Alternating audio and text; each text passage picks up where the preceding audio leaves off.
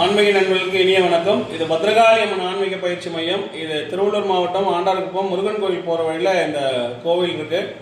So இந்த கோவிலில் வந்து பார்த்திங்கன்னா இவங்க நவபாஷானம் 1008 மூலிகையினால் செய்யப்பட்ட விக்கிரகம். அதில் நம்ம நிறைய செய்வின கழிப்பு பேய் ஓட்டுற விஷயங்கள்லாம் நிறைய, அதுதான் இப்போ முக்கியமாக இருக்குது. ஒருத்தர் நல்லா இருந்தால் யாருக்கும் பிடிக்கிறது இல்லை. ஸோ அது மாதிரி நிறைய நூற்றுக்கணக்கான விஷயங்கள் நம்ம பண்ணியிருக்கிறோம். அதில் இந்த தம்பி பேர் என்னப்பா? மதன். எங்கேருந்து வரீங்க?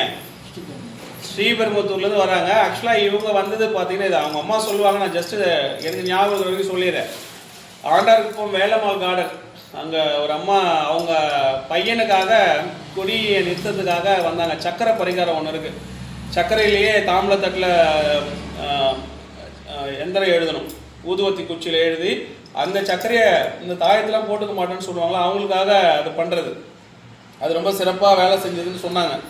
ஸோ அவங்க பையன் இருக்கிறது ஸ்ரீபெரும்புத்தூர். இவங்க அவங்களுக்கு தெரிஞ்சவங்க நினைக்கிறேன்.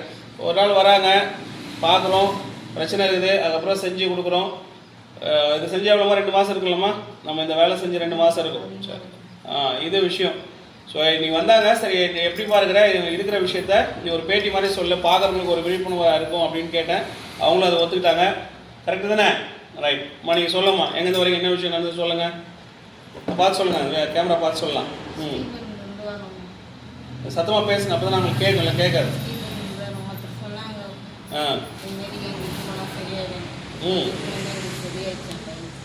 என்னென்ன பண்ணணும்னு சொல்லுங்க. வந்தால் சரியாயிடுச்சுன்னு நேராக அப்படியே சரியாகாது. யாகம், அந்த யாகம்ன்றது என்னன்றது ரைட். அது சரிங்கம்மா. இன்னைக்கு எதுக்காக வந்தீங்க? அதான் அந்த ஒரு விஷயம் பண்ணிட்டு போக வந்தீங்களா, அது எதுக்காக? அந்த தேங்காய் எதுக்காக பண்றது? அதான் அது எதுக்காக? அது ஒண்ணுமா, அந்த கலசத்துல சொம்புல வச்சு வைக்கிறது என்ன பூஜை? அது குலதெய்வம் அவசியம். குலதெய்வம் அவசியம் வந்து பூஜை. அது இருந்ததுனாவே நம்ம என்ன நினைக்கிறோமோ அந்த விஷயங்கள் வந்து பலிதமாகும்.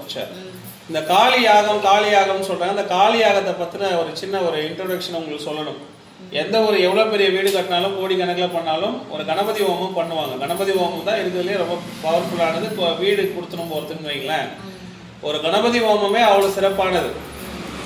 ஆனால் இந்த காளி யாகம் அப்படின்றது என்னென்னா, ஒரு காளி யாகத்தில் உட்கார்ந்தன 100 கணபதி ஹோமம் பண்ணதில் இருக்கிற பலன் வந்து ஒரு காளி யாகத்தில் இருக்கும். அப்பேற்பட்ட சக்தி வாய்ந்த பூஜை தான் உங்கள் பையனுக்கு நம்ம பண்ணது. அதில் உட்கார்ந்து எழுந்த அவங்க மட்டும் கிடையாது, அந்த கோயில் பிரகாரத்தில் உட்காந்துருக்க எல்லாருக்குமே அதோட வைப்ரேஷன் நல்லா இருக்கும். அதுதான் காளியோட யாகம்.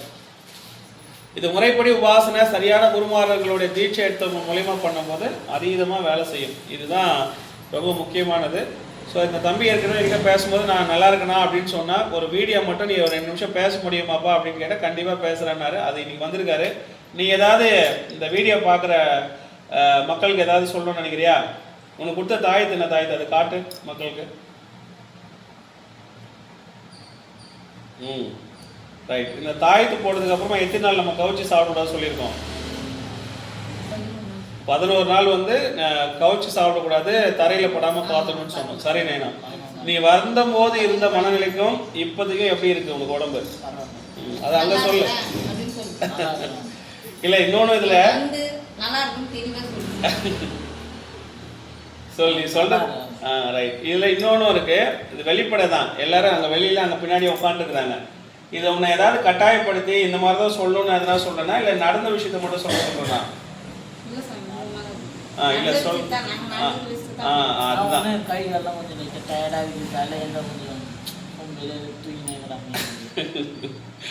சரி, ஓகே. வீரியம் இப்போ எப்படி இருக்கு? நல்லா இருக்கா இல்லை அப்படியே தான் இருக்கான்றது தான் இப்போ கேள்வி. ஸோ முன்னாடி நீ வரும்போது இருந்த அவனுடைய உடல்நிலை, மனநிலை, அம்மா ஏற்பட்ட வழி. ஆக்சுவலாக இவங்க என்ன பண்ணாங்கன்னா, அந்த இவங்க ஸ்ரீபெரும்புத்தூர் இங்கே வந்த உடனே இது மாதிரி பூஜைக்கு கொஞ்சம் செலவாகும் அப்படின்னு சொன்னோம். எவ்வளோமா? 18,000 ரூபாய் கட்டினீங்க.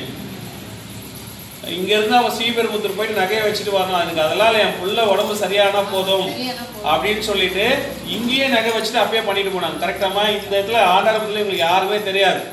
ஸோ இது எதுக்கான அந்த தாய் உள்ளம், என் பிள்ளையோட உடம்பு சரியானா போதும், அவன் நல்லா இருந்தால் போதும் அப்படின்ற மாதிரி ஒரு மனசார இவங்க அதை வேண்டிக்கினது.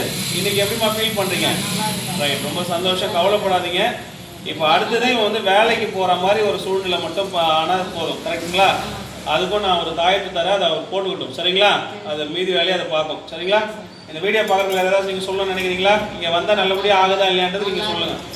சரி, நீங்கள் ஏதாவது சொல்லுமா?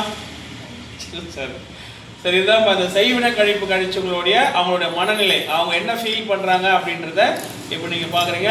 அதுக்கு அடுத்தது இன்னொரு வீடியோ போல் நம்ம பார்ப்போம், சரிங்களா? சரி, பார்த்து ஸ்ரீபெரும்புத்தூர் போனோம், சீக்கிரமாக பார்த்து கிளம்புவோம், சரிங்களா? ரைட், நன்றிம்மா.